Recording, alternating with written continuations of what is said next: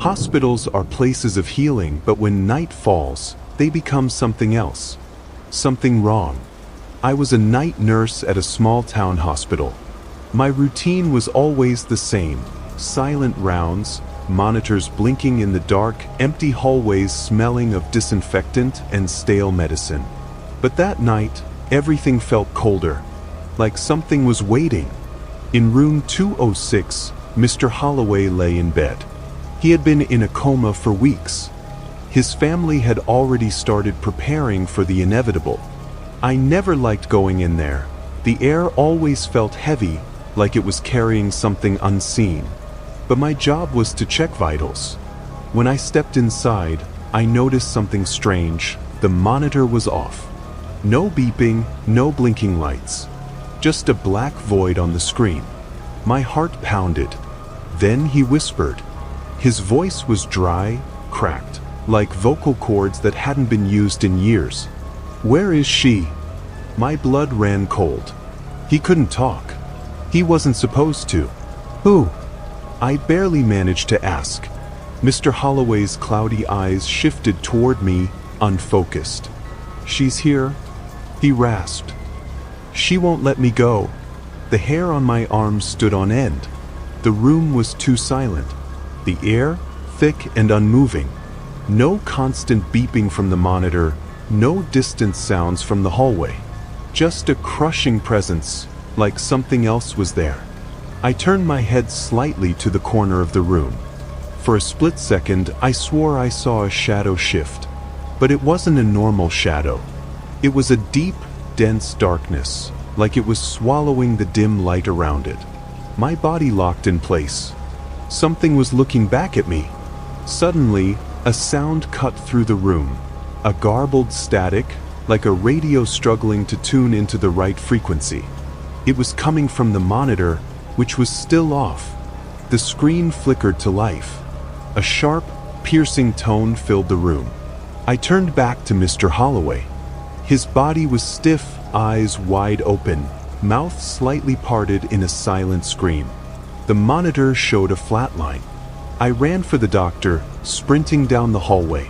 But when we returned, he was gone. The bed was still warm, the sheets wrinkled, but the patient had simply disappeared. The door had been shut the entire time, and security footage showed no movement. It was as if he had never existed. As the others scrambled for answers, I noticed something that made my stomach twist. In the middle of the sheet, there was a burned handprint. Long, thin fingers, like something inhuman had touched it. The fabric beneath was scorched. That morning, while filling out reports, I overheard two senior nurses whispering. It happened again, the third time this year, always in 206. "Have you ever seen what it leaves behind?" They fell silent when they realized I was listening. But it was too late. I had seen it. The following week, room 206 was left empty. No new patients. It was quietly taken off the rotation. Now, every time I walk past it, a shiver crawls up my spine. And sometimes, if I listen closely, I swear I hear a whisper from inside. But worse than the sound is the certainty that something is watching from within. And one day, maybe I'll be next. I was a night nurse in a small town hospital, working the graveyard shift. The hours between midnight and dawn were always the hardest, when the world outside was silent and the sterile hallways seemed to stretch endlessly. It was during one of these shifts that I first encountered room 239. Room 239 had been unoccupied for months.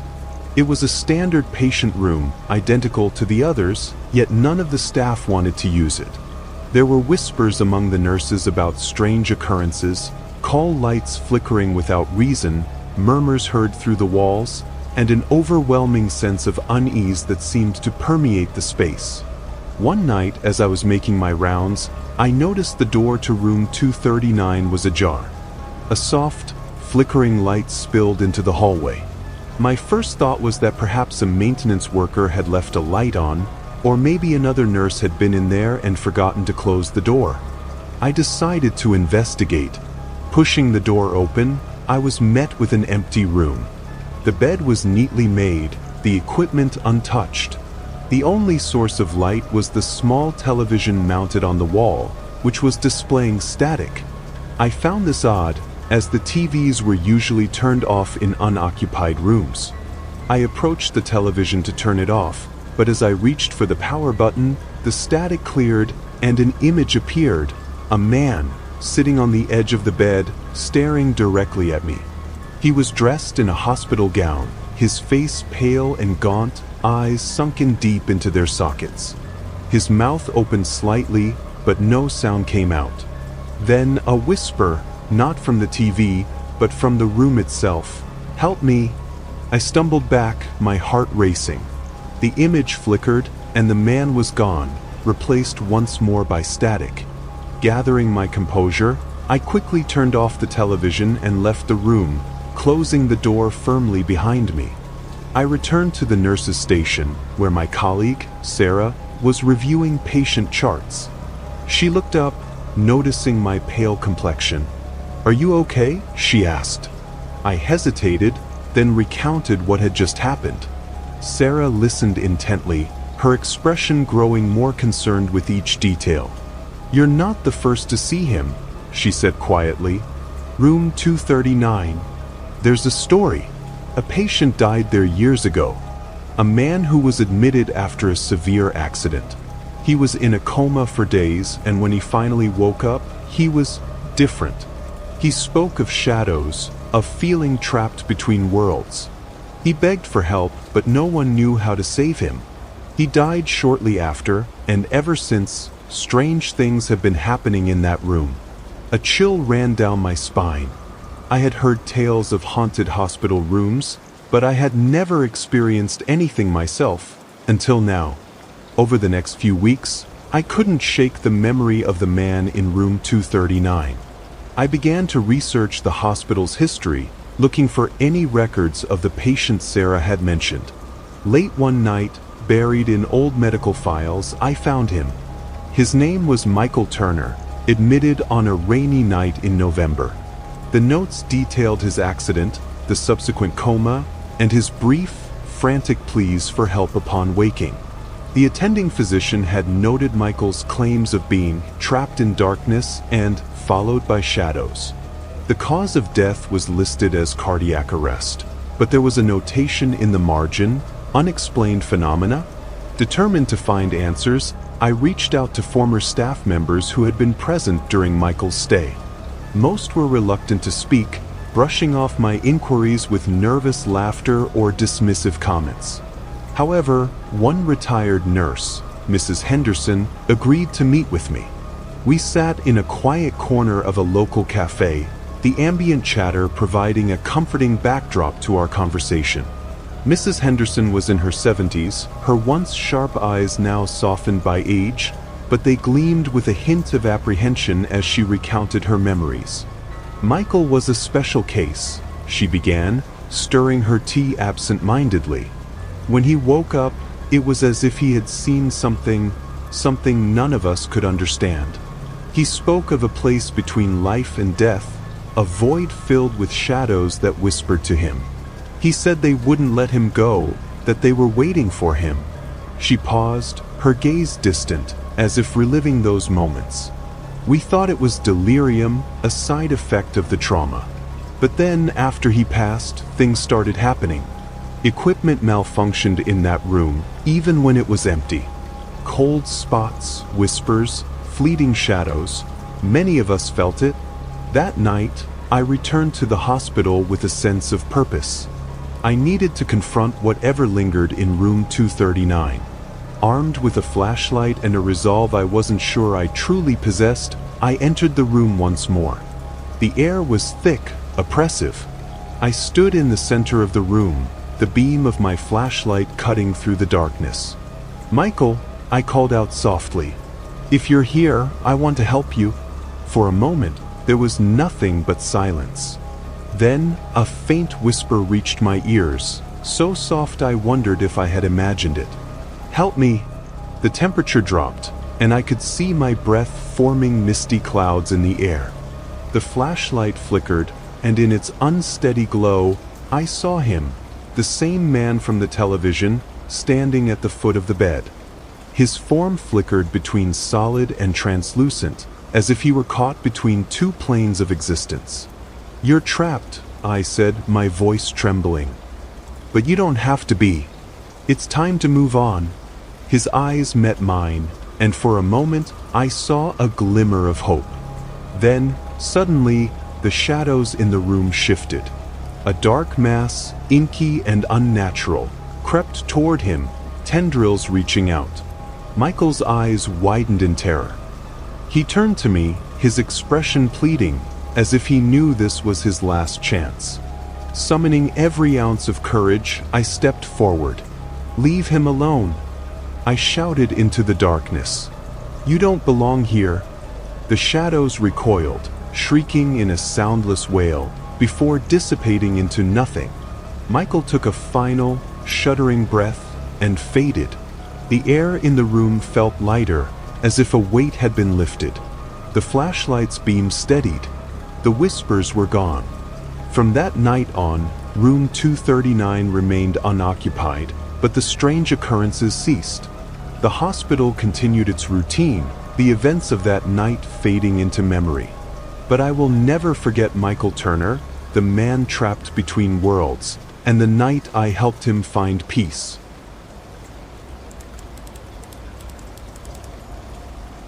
I was working the night shift in a pediatric intensive care unit, PICU, on the 3rd floor of our hospital. It was around 3 a.m., and the hospital was eerily quiet. We had no visitors, and the PICU was locked down for the night.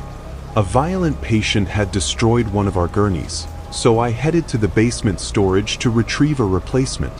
The basement was a labyrinth of equipment and supplies, dimly lit and silent except for the hum of the building's machinery.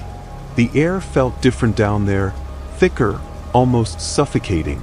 As I navigated through the narrow aisles, I felt a sudden tug on my shirt. I froze. The sensation was distinct, deliberate, like a small hand grasping at the fabric. I turned sharply, expecting to find it caught on a protruding object, but there was nothing there. My pulse quickened. It was just my imagination. Then it happened again. A sharper pull this time, and before I could react, a clear, child's voice broke the silence. "I'm lost." Every hair on my body stood on end. The voice was unmistakable, a little girl. But how? No children were in the hospital at this hour, especially not in the basement. I swallowed hard and forced my voice steady. "Hello? Is someone there?" Silence. I scanned the area, sweeping my flashlight across the rows of stored equipment. Nothing. Yet the overwhelming sensation of being watched sent chills through me. I quickly located the gurney and began to wheel it toward the elevator. As I approached, the elevator doors slid open on their own. I hesitated. The elevator was empty, but the cold air that seeped out felt wrong, like something unseen had been waiting for me. Taking a deep breath, I pushed the gurney inside and pressed the button for the 3rd floor. As the elevator ascended, the fluorescent lights flickered violently. The air grew colder, so cold I could see my breath. A sharp static-like noise filled the small space, and then, a whisper, right by my ear. "Why won't you help me?" I turned so fast I nearly lost my balance. But I was alone. The doors opened and I rushed out, pushing the gurney faster than necessary. I needed to be around people. Back at the nurse's station, my colleague Sarah looked up, her brow furrowed. "What's wrong?" she asked, eyeing my shaking hands. I hesitated before recounting what had just happened. Sarah listened, her face growing more serious with each detail. "You're not the first to experience something like that down there," she said quietly. "The basement, there's a story." I leaned in, heart still pounding. "Years ago, a young girl was brought here after a house fire," Sarah explained. "She had severe burns but was stable. Then one night she disappeared. Security cameras showed nothing. She just vanished. They never found her body. Some of the older staff say she's still here, lost, looking for help. A deep chill settled into my bones. That night, I couldn't shake the feeling that I had missed something, that the girl had reached out to me for a reason. So, against my better judgment, I returned to the basement before my shift ended.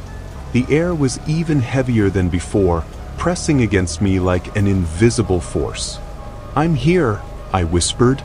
"Tell me what you need." For a long moment, there was nothing.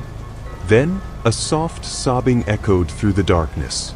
The temperature plummeted, and in the dim glow of my flashlight, I saw her. A small figure stood between the shelves, frail, in a tattered hospital gown, her skin scorched in places as if the fire that took her had never truly left. But her eyes were the worst part. Hollow, desperate. "I want to go home," she whimpered. I stepped forward, heart hammering. "How can I help you?" The shadows around her shifted. The sobbing stopped. The air grew suffocating. I felt something looming, something darker than her, pressing against the walls. Watching.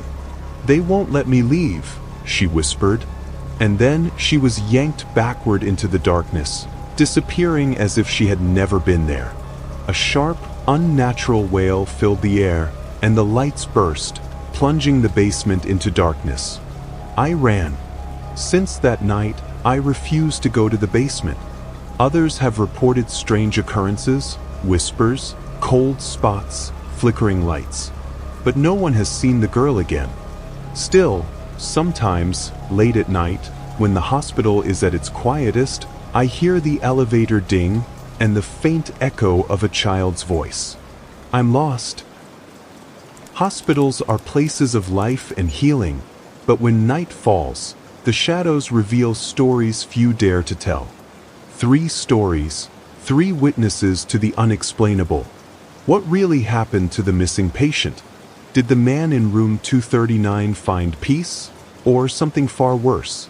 And the girl in the basement, does she still wander, waiting for someone to save her? The scariest part? These stories might be real.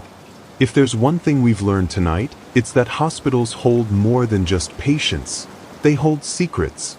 So next time you walk down an empty hallway, feel an unexpected chill, or hear a whisper where no one should be, don't look back. If you enjoyed these terrifying tales, hit that like button and subscribe for more haunted stories. But be warned, some truths are far scarier than fiction. Until next time, if you can sleep tonight,